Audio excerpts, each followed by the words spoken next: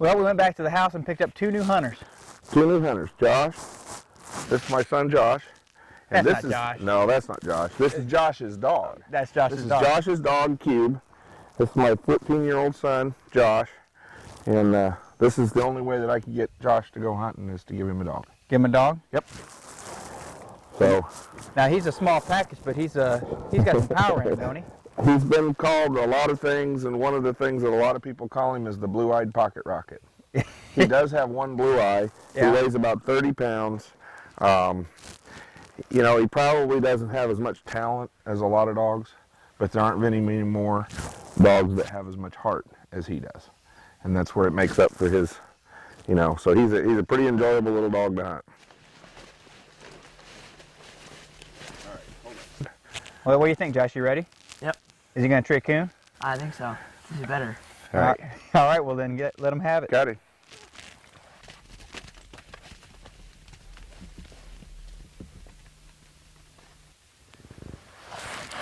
There you go. You're in the driver's seat. You want me to get my stopwatch out on him? Let's put Josh to the test. Well, it wouldn't have taken long. It wouldn't have taken long at all, would it?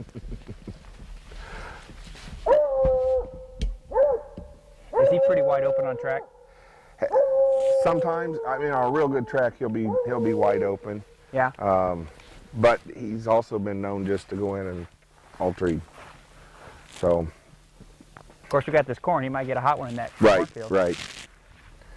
He's pretty good about getting his mouth open as soon as he smells a coon. And sometimes he'll be real quiet for a while. You'll hear him open a couple more times. He'll get treed. Sometimes he'll be wide open on the ground. So you just never know.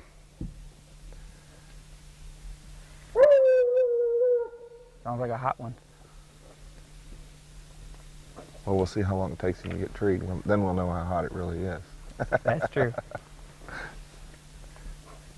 You know, the weather's gotten cold on us, but corn hasn't turned yet, the leaves haven't turned yet, so it makes for some good hunting, but it's a little unusual this year. Well, I know that you know, the weather forecast tonight is calling for frost, so you know, patchy frost. So it's one of the first frosts, and it certainly is starting to feel like fall. Yep. Well, Josh, is he treed? I think so.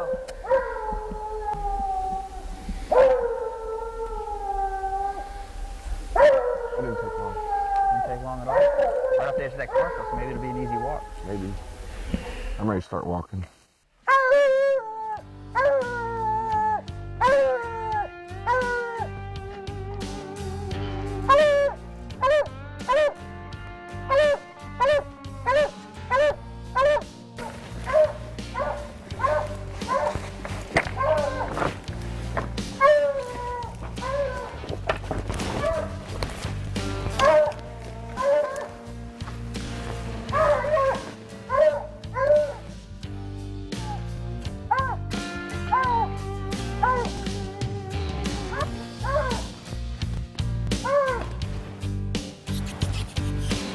Here he is!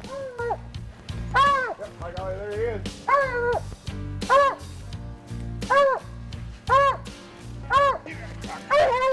Big old maple tree, but got him right out on the limb.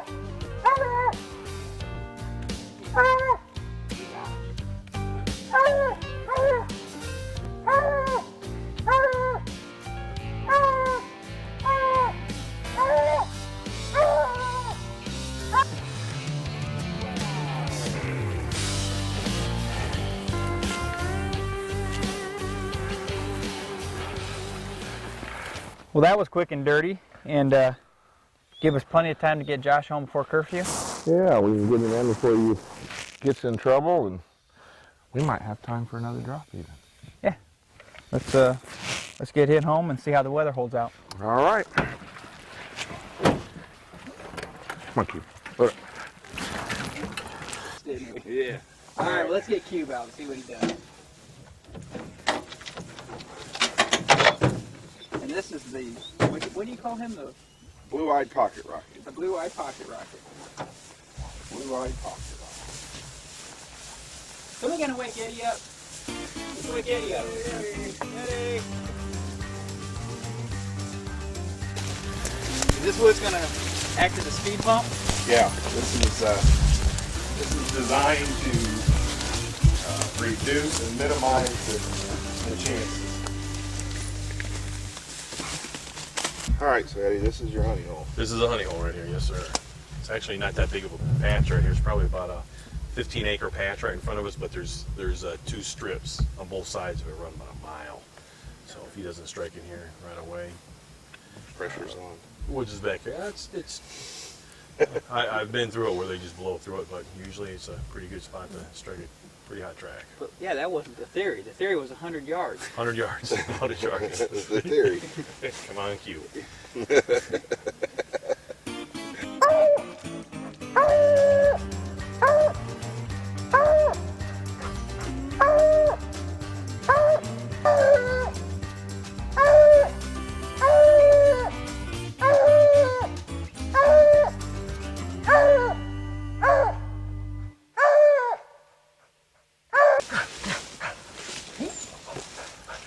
He's about wore out.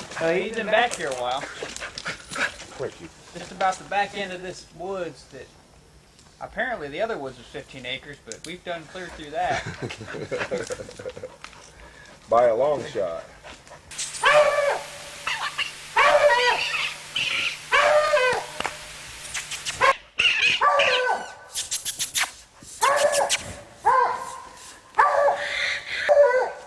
Here he is, guys. Oh yeah. I think he might come down to it. He might. He's walking right down the tree, isn't he? No. You see him, Steven? There. All right. All right. Good job, Cube. Good job.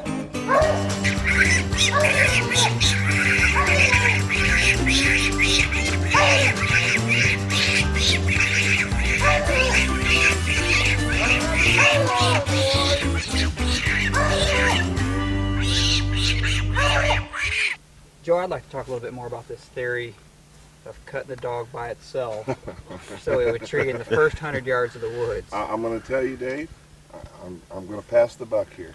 I was the follower, not the leader. You're going to have to talk to Eddie here. The truth is, he was 100 yards from somewhere. Exactly. He was 100 yards from somewhere. But he You said he was only 40 yards off the edge. Yeah. Yeah. Okay. The other edge. The other edge, the far edge. But he had the coon. Yeah. And that coon was nervous. And we squalled it right down the tree. Oh. Eddie didn't come in there. Eddie No. went back to sleep. Yeah.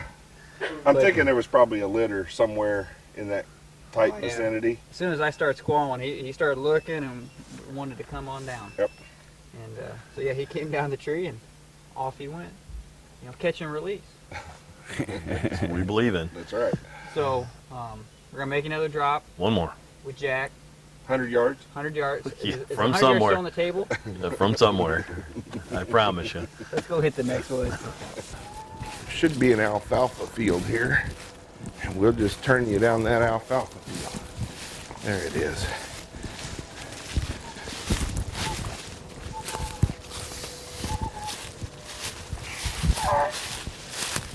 You ready?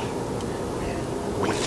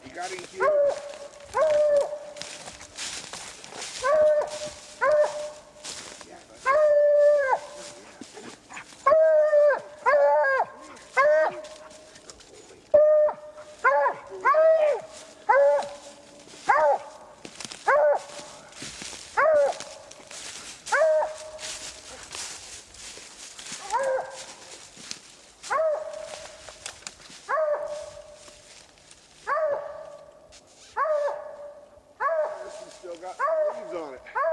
But he's got a coon.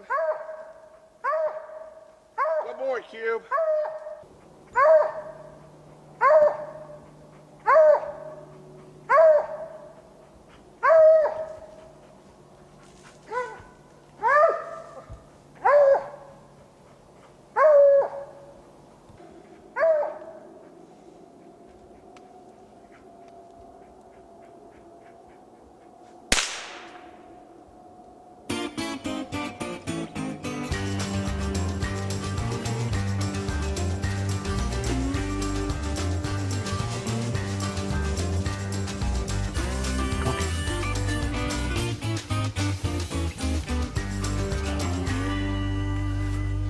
Okay, we got everything switched around here. Yeah, we got a couple fresh dogs here. Hunting Cube, and you got Trouble. I think Trouble was on here last year's show, but she was just a little pup then. So normally I might be hunting my own dog. But what I didn't know is somewhere in that fine lines of the contracts I had to sign to be a cameraman, you can only hunt double clover bred stuff. So anyhow, I'm hunting Cube tonight.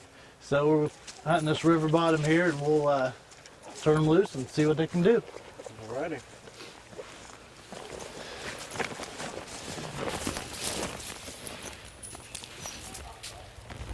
Yep. Shane, what have you done? Well, you know, in all the past episodes, you noticed that we're cutting all these wild and crazy dogs loose. And I always got the joy of carrying all the equipment through the woods. So I decided to turn Thorn loose down on the other side of the river. And Joe, maybe you can kind of have a little fun with that. Well, we got Cube going one way on the river and Thorn on the other side, and it sounds like Trouble has ended up with Thorn. Yeah, somehow, somewhere. But I almost bet that Cube is probably the complete opposite direction. You are going to pay. And no, Carrie, you can't help him carry any of his gear. It does kind of sound like Trouble and Thorn over here may stay a little closer. They're working something out there. Let's hope so. For your sake, right? Yeah.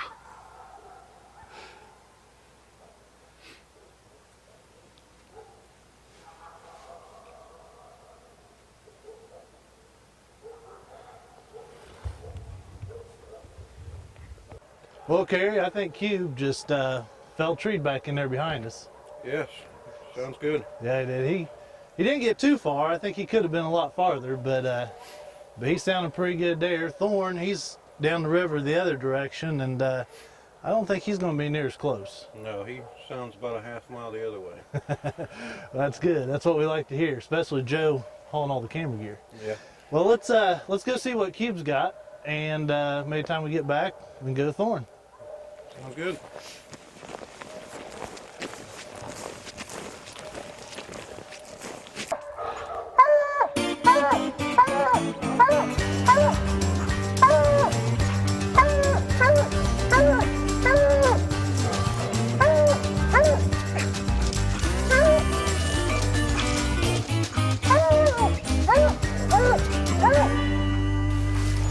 Yeah. What you got? What you got, buddy?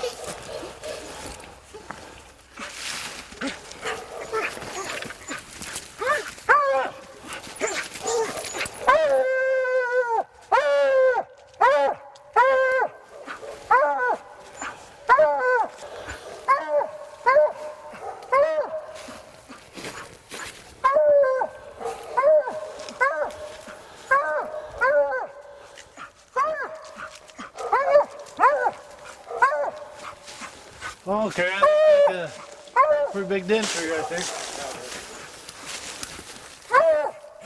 The sucker's gonna slip from one end to the other end.